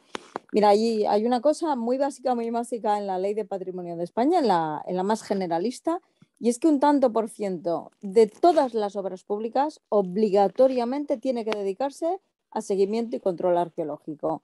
Ese tanto por ciento, ostras, se pierde en todos los presupuestos. Y luego somos los que incrementamos los costes. Entonces es un problema eso, de un poco, pues eso, exactamente lo que dice Cristina, ¿no? Son los dos extremos. Nosotros lo vivimos en los años de la dictadura, todo absolutamente controlado y gestionado desde el Estado, al abandono total de época, digamos, democrática que estamos viviendo, ¿no? Es ese contrapunto y ese es el motivo de nosotros juntarnos y invitar a juntarse a todo el mundo, porque es una lucha de todos esto. Gracias. Sí, justo Juan José nos comenta en Facebook, dice que hay que hacer una internacional de trabajadores arqueológicos. Y por ahí va la jugada. Empezamos con sí, federación, ¿no? vamos a por la confederación. Por ahí, a ver si en vez de plataforma estatal de profesionales de la arqueología la podemos convertir en plataforma internacional de profesionales de la arqueología, ¿no? Y sí, de alguna manera integrarnos, porque necesitamos unirnos a nivel internacional. No es ninguna tontería, ¿eh? Yo creo que hay que tomarnos la palabra, ¿no? Yo creo que sí. Yo creo que sí, ¿eh? Decimos aquí en México, sobre todo como en el norte de México, es en jalo, ¿no? Es decir, como sí, me aviento, voy, ¿no? Es como jalo. Francisco y Sam después. Sí. Bueno, creo que algo que creo que está ahí puesto y al final de cuentas es esta noción. En cierta medida, pues este punto es un resultado de ese, como dicen, pues de ese hartazgo teniendo o no a la institución cerca o lejos. Al final de cuentas, pues ha sido esta noción de que también no hemos planteado esta parte de dar cuenta. Estamos muy a merced de pronto de terceros que hablan sobre el trabajo que se hace. Y esa es la parte que también queda muy relegada. Por ese lado es lo que yo ahí les ponía como en la mesa. En la medida en que también podamos replantear la manera en cómo y con qué palabras nos vamos a contar, o sea, todos a final de cuentas somos un cúmulo de historias. Los proyectos que están teniendo resultados nacen por incluso hasta ya es una noción mercadológica, este tema del storytelling, o sea, que el objeto, el producto, el servicio tiene una historia detrás, así de, cuando mi abuela tenía cierto problema en las piernas, pues yo me inspiré y decidí estudiar y me fui a hacer pruebas y ahora le hice un nuevo bastón que ahora vengo a publicitarles para que todos lo tengan y todos puedan resolver este mismo problema. En esa medida es esa parte, por eso es este punto, justo también lo que ya decía Virginia. Ya no, o sea, ya se nos caducó esta idea del sí y no. Es que hay que hacer esto, sí. Hay que esto, no. O sea, en la medida en que también nosotros le pongamos a los actores y a los intermediarios pues, que participan en todo esto, el sí y por qué, no y por qué, en la medida en que también se pueda, sobre todo esa parte creo que es la visión más importante que no hay que dejar de lado, hay que también sumar a la parte social, o sea, no tanto del no entren, no toquen, no vean, sino pues se puede plantear de una manera cómo puede haber recorridos, cómo puede haber charlas, pues un poco informales, medios, o sea, la comunicación ya está ahí puesta para que todos lo podamos aprovechar. La cosa es esa, que aquí es cuestión de mucho empirismo y en esa medida, pues es lo que nos va a ir permitiendo esa parte. O sea, de pronto tenemos que también atravesarnos un poquito con estas nociones de lo contemporáneo. En el ámbito de la literatura, por ejemplo, yo estoy también muy cercano a esa parte, por ejemplo, o incluso de los de historias, se están atravesando con los memes, se están atravesando con otro tipo de sistemas que está ayudando a que la gente lo revalore y entre a sumarse en esa parte.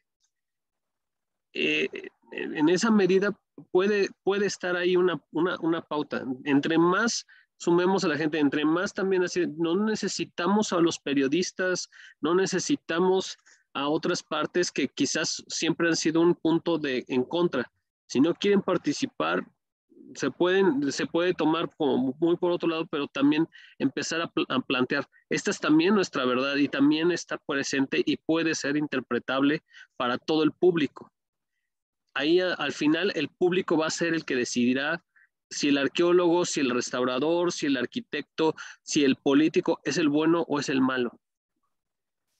Pero ya no podemos estar como bajo en estas tónicas muy martirizantes de la verdad saldrá a la luz eventualmente. O sea, hay proyectos que siguen estando enterrados dentro de muchas otras cosas. Y en medida que también la gente conozca, oigan, ¿y por qué no hicieron un museo de sitio? No hay dinero. No hay dinero, no hay interés. Pues de ahí, de ese tipo de cosas, luego, ¿sabes qué? Yo conozco un amigo de un amigo de un amigo de un amigo.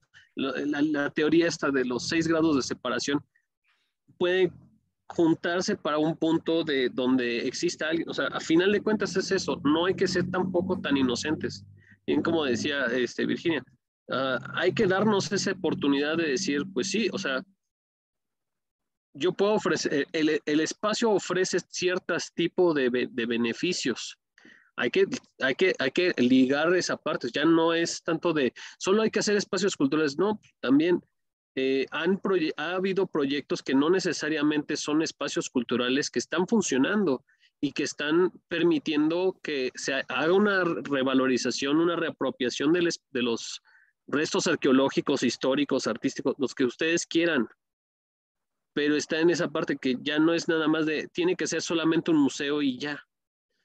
Pueden ser muchísimas más cosas, pero esa es la parte. Si no podemos plantearnos un punto de juego importante, en medida que podamos replicar más ejercicios como este que decía Virginia, que al principio era la tiendita y ahora es el gran almacén que está generando recursos, pues decirle, pues, oye, también eso que estás haciendo no es como por obra del Señor, no es magia, o sea, está a partir de puntos que están en lo de la cultura y se puede redituar de una manera. En la medida que haya precedentes, se puede establecer esta línea de decirles, señores, necesitamos hacer una normatividad para poder fundamentar bien esta parte. O como por ejemplo aquí en el caso de México, ya está la ley, sí, está perfecta la ley, lo que sea. O sea, ahorita, por ejemplo, no sé qué exista de pronto para... O sea, ¿qué pasa con las personas que han decidido dejar sus casas y todo para vivir a costillas de las zonas arqueológicas para vender del turismo? O sea, ahorita también es de las personas que también más les afectó también este tema de la pandemia. ¿Qué hicieron luego ahora con eso? O incluso también, o sea, las casas históricas, las casas de artistas y demás. Es que, pues sí, es un artista importante y luego que el privado va a buscar a decir, ¿y yo qué gano con esto? A mí me van a obligar a hacer algo que no tengo, ¿con qué herramientas? Sí, Virginia. Permíteme, compañero, yo creo que, fíjate, ¿tú sabes en qué creo que hemos fallado durante todo este tiempo? En que no hemos sabido conectar con la sociedad. No hemos sabido explicarle qué es lo que hacemos y qué fruto se lleva de nuestro trabajo. Porque si, por ejemplo, a grandes empresas, en vez de vernos como una molestia, nos ve como una oportunidad a través del mecenazgo y de la promoción de su propia empresa por la puesta en valor de X o Y pequeño yacimiento, que no es necesario, como tú bien dices, que sea un centro de interpretación mega enorme, no, no, no, que quizás un pequeñito yacimiento que te ocupa una finca de una pequeña calle, de un pequeño barrio, resulta que revierte económicamente en el tejido productivo de todas las personas de ese barrio. Entonces, la sociedad debe de entender, o debemos, creo yo que ahí ha estado el fallo y que es lo que tenemos que revertir. Tenemos que hacerle ver a la sociedad que no solo es que somos útiles, sino que le damos su pasado, que le damos su identidad. Quiénes son y de dónde vengo y a dónde voy, lo dice la historia, la propia historia. Entonces, que no nos vean como un enemigo, como una molestia en las obras. No, no, todo lo contrario. Ese trabajo ingente que creo que se hizo sobre los 80, ¿no? Con el tema de medio ambiente, creo que nos falta hacerlo a nosotros. Es decir, nos falta de alguna manera dimensionarnos, explicar la situación, explicarle a la sociedad qué hacemos por ello, pero con un objetivo, que la sociedad no solo nos comprenda, sino que la propia sociedad sea quien nos defienda, porque sabe que lo que estamos haciendo nosotros no es por nosotros, es por ellos. Entonces creo que ahí está, y que ahí es donde podríamos, en una unión internacional, como dice el compañero, que me ha encantado, lo de la internacional de trabajadores de la arqueología, me ha encantado, pero de alguna manera tiene razón. Es decir, si somos una sola voz, con un solo discurso a nivel nacional, no nos van a internacional, nuestro discurso acabará calando. No queda otro remedio, va a acabar calando, pero vamos a hacerlo. Podemos hacerlo. Os juro que si en España hemos conseguido en 3 años sentarnos todos y remar hacia un mismo, podemos hacerlo, porque todos en realidad estamos en la misma sintonía. Todos nosotros nos podemos comprender mejor, aunque seamos de países diferentes, que yo con un arquitecto o con el promotor de la obra que es de mi barrio. Con él no me voy a entender y con vosotros sí. Entonces, un discurso común de los arqueólogos, de los profesionales de la cultura, un discurso común que se lance a los medios, que se lance a la sociedad, creo que es muy necesario. Sí, sobre todo. Sí. Adelante. No, bueno, perdón, solo era como para darle la palabra a Susana, que tenía levantado la mano hace un ratito. Entonces, y bueno, Sí, Sandra, mejor no sé si ya también ya no quería decir nada. Vale, Pero vale, Susana, adelante. sí. Sí, solamente, bueno, veo que Virginia se lo ha tomado como súper a pecho, yo iba a ir en esa línea también, ¿no? Sobre esto que decía Francisco. Yo soy una firme creyente en la didáctica, que la difusión de lo que estás hablando, de lo que estás trabajando es básico, porque por mucho tiempo nos hemos creído que nuestro trabajo, nuestros resultados eran nuestros. Y ahí se ha quedado. Y incluso los propios presupuestos de los proyectos iban por el trabajo y como mucho el estudio de los materiales, no por la difusión de esos resultados. Y al final lo que hay que contarle a la gente es lo que tiene para que lo valore y lo defienda. A ver, mi ámbito de trabajo va más en ese sentido al final. Cuando tú a alguien, nos preocupamos de los expoliadores, de los atacantes, de los espabilados que saben más que nadie porque leyeron mucho y vieron 3 series de televisión y 2 programas americanos, saben mucho de arqueología y se cuelan en los yacimientos. Cuando tú a alguien de un pueblo o de una ciudad le has contado lo que tiene, lo importante que es y lo que le hace de especial, ostras, ya te digo yo que va a ser ese, el que vigile el yacimiento y el que avise a la policía. No tienes que andarlo tú haciendo, es que va a ser su patrimonio y lo va a valorar. No va a ver el enemigo que le cerró y le paró el desarrollo, no, todo lo contrario, en ese sentido, ¿no? Gracias. Sí. Sam, ¿querías comentar algo? Adelante. Sí, bueno, de acuerdo yo. De hecho, la situación así de la falta de vinculación con la sociedad se me hace un poco parecido, no a México, sino a Estados Unidos, porque Estados Unidos también tiene unos sitios arqueológicos impresionantes, ¿no? Y también hasta turísticos también, pero bueno, si preguntas a un un gringo cualquiera, pues, ¿qué hace un arqueólogo? Pues, dinosaurios, ¿no? O Indiana Jones luego.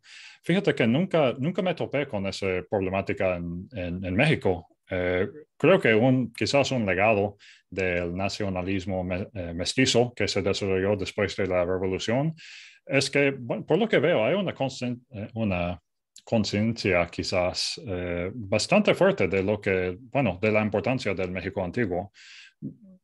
¿Qué significa? Es otra pregunta, ¿no? ¿Qué tanto vale? Otra pregunta, pero ¿qué hay? Pues creo que sí hay. Entonces, creo que también estoy muy de acuerdo con la solución de organizar algo así internacional. Ya me puse a seguir la Pepa en Twitter y voy a mandar unos tweets a unos amigos para que vean, porque sí, creo que sí es algo bien importante. Y pues solo así se puede empezar, ¿no? Comparando y tratando de entender pues las diferencias entre estos contextos. Sí. Francisco.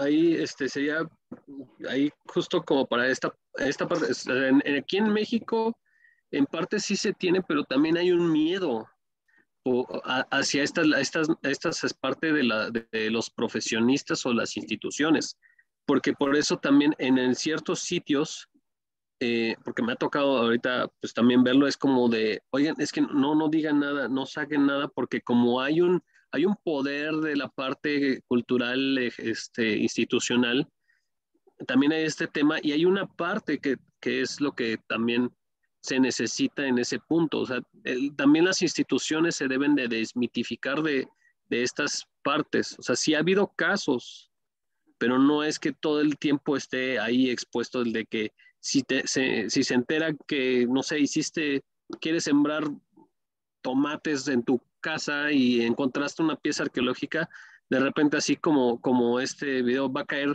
los helicópteros del instituto y la gente en trajes de SWAT. O sea, eso no existe, pero la gente de pronto tiene esas nociones de pensar así de, me ven con esta pieza arqueológica y es así el peor momento de todas las películas de Indiana Jones. Pero luego se dan cuenta como de, pero no pasa nada. Y también en ese momento es el otro punto. Si ven que no pasa nada, que no está en ningún punto, que no interesa de pronto, pues puedo hacer lo que quiera. O sea, es una fiesta sin fin ahí también. Lo que habla de pronto Adrian Getz en Notre Dame de la Humanidad es justo eso. O sea, se puede hacer cosas con el tema de esa parte de cómo narrar las cosas. Víctor Hugo logró conservar la catedral con un libro. ¿Qué parte no podemos también hacer en este momento, con memes? No sé.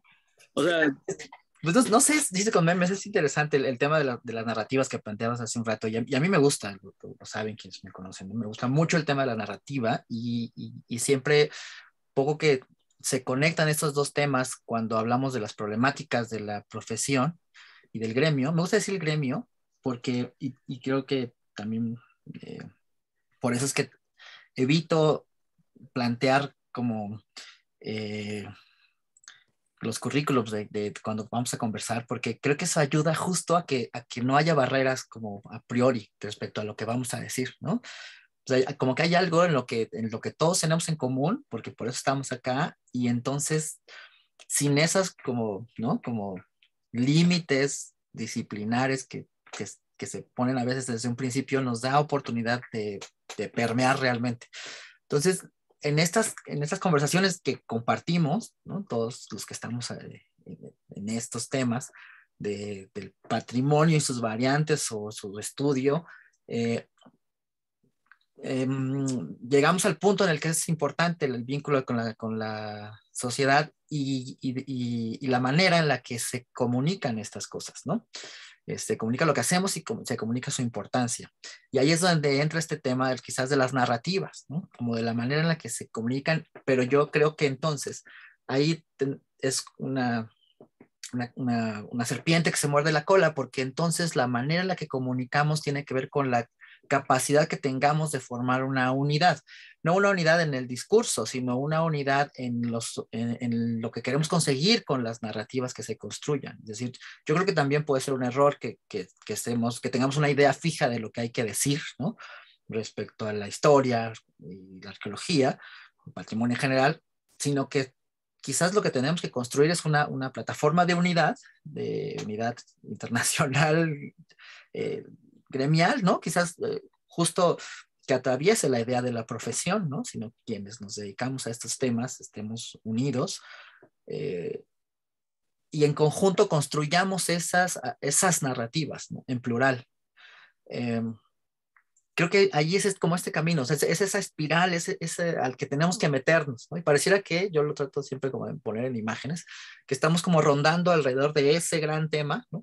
Como dicen, es ese elefante en la habitación ¿no? Del que no terminamos de hablar con valentía, ¿no? Y directamente, y estamos alrededor siempre, ¿no? Alrededor. Yo creo que, y me encanta que nos hayamos podido juntar, porque me parece que es el momento para que de verdad le entremos como a esa loop de cosas que van a tener que suceder. Es como un remolino en el que tenemos que dejarnos vaciar, ¿no? En el que tenemos que dejarnos ir, y que es natural que nos dé miedo, porque hay muchas cosas que no queremos soltar, ¿no? de nuestros propios privilegios frente a nuestras profesiones, ¿no?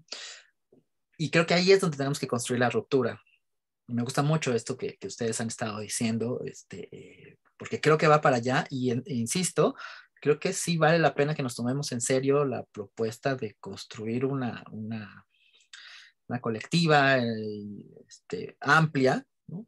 Lo más amplia posible, que nos permita empezar a organizarnos. Ya de hecho, alguna vez en la Yo veo que la página, déjame ver, ahí está.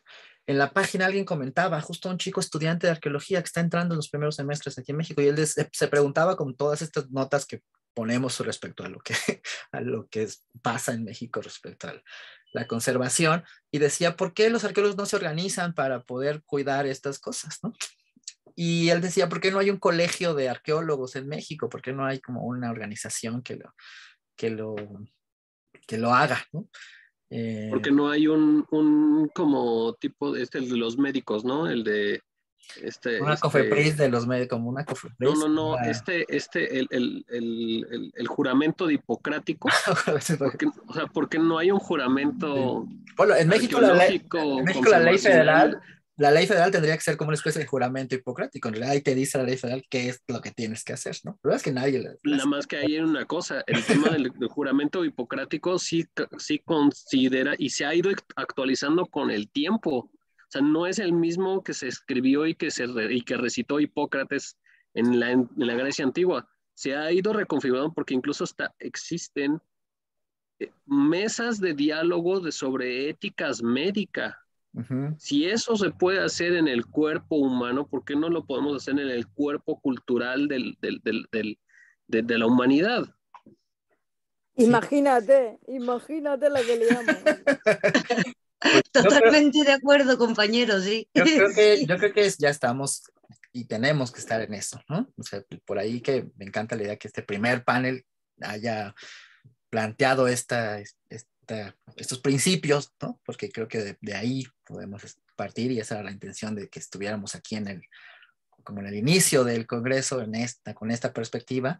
Y bueno, yo más bien los invitaría, si alguien quiere comentar alguna cosa más como de cierre, porque nos tenemos que conectar ya con la sesión de las 4, ya casi estamos por acabar, pero yo de entrada sí creo que tenemos que reunirnos en algún post-congreso para platicarlo con profundidad, sentar algunos principios, algunas bases sobre las que podamos empezar a trabajar al menos en estos 3-4 puntos cardinales que nos estamos encontrando aquí, y empezar a generar una convocatoria amplia y muy concreta de lo que podemos hacer, ¿no?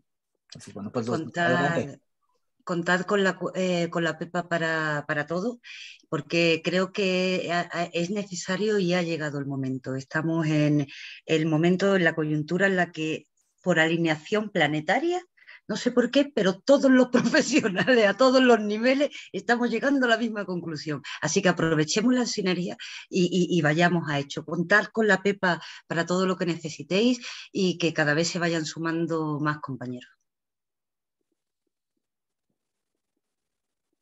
Muy bien. Muchas gracias por ahí, Francisco, Sam, Susana. ¿Alguien quiere comentar alguna? Nada, simplemente lo mismo que mi compañera Virginia. Yo desde el norte-norte, ella desde el sur-sur, de más extremo a extremo de España. Aquí estamos deseando trabajar y deseando trabajar con todos. Pero vosotros con nosotros también, que nos hacéis mucha falta, ¿eh? Que esto ha sido bonito, pero está siendo duro, ¿eh? Muy bien, muy bien. Por ahí, ¿quién se anima? Pues bueno, Por yo cierre. pues como siempre y como todas las veces, digo, siempre muy agradecido de que pues ha sido nuestro San Pedro de todo este tema. Al final, pues mucho de todo esto no sería posible sin la participación de ARC, sin Juan y todo el equipo que conforma ARC, que pues ya, o sea, se dicen fácil 10 años, pero pues ha sido todo un largo recorrido y creo que pues está como que abriendo ese primer bracito ya con frutos que se pueden poder empezar a recuperar para, pues sí, hacer una sinergia y que pueda hacerse este cambio. Yo le reitero, como le decía en su momento a Juan, pues ya decídanse nada más qué canción quieren poner en la entrada triunfal, el himno de la URSS o el Belachao o el que quieran, pero ya o un popurrí es así mixeado electrónicamente para ya hacer esta toma de poder conceptual sobre el tema de la cultura del patrimonio. Sí, y creo que es eso, ¿no? Sobre todo ahorita en la colectividad está esa respuesta. Lo decía también Donna Haraway, que en la medida en que podamos entre todos armar las narrativas que requiramos o reconfigurar la manera de narrarnos, es donde podemos hacerle frente a ciertos otros malestares que están ahí y pues tratar de anteponernos a ello. Y yo creo que pues sí. Y sobre todo también esa parte, también abrirnos a estos aspectos, a estas otras ramas que nos pueden presentar esas nociones interesantes para resolver esta. Muy bien. ¿Tú qué dices, Sam? ¿Jalas o no jalas? Claro que sí, por si necesitan un traductor ahí en inglés, ¿no? Para esas cosas, por lo menos. Eso sí puedo hacer. No, sí. Sí, solo aprovecho para agradecer de nuevo a Juan y al equipo ARC de nuevo y pues felicitar y agradecer también por compartir los demás compañeros de este panel, ¿no? Pues me interesa mucho ver lo que saldrá de este encuentro y pues ahí pues seguiremos trabajando, ¿no? Con pocos recursos, pero muchas ganas, ¿no? Muy bien, pues muchísimas gracias. Estamos así justo en tiempo, somos como relojitos. Bueno, ustedes, yo no tanto, porque empezamos un poquitito después del tiempo, teníamos algunos temas técnicos, pero ya se estabilizaron. Yo creo que de aquí para el real, decimos aquí, vamos a empezar a generar estos espacios de discusión, de conversación, que estoy seguro que como hoy van a ser muy, muy, muy fructíferos. Entonces, pues mil gracias a ustedes. Gracias. Susana, Virginia, Sam y Francisco, mil gracias. Nos vemos en un ratito más por ahí en el correo y así, si quieren sumarse a la otra mesa, entonces conéctense al Zoom de la otra sala, que entonces son dos distintas, entonces cerramos acá y si gustan y tienen tiempo y seguimos conversando en la otra. En el panel 2, ¿vale? Pues muchísimas gracias también a quienes nos ven y Gracias. seguimos en el congreso. Un abrazo fuerte, cuídense mucho. Adiós, bye. Bye. Hasta luego. Mucho gusto.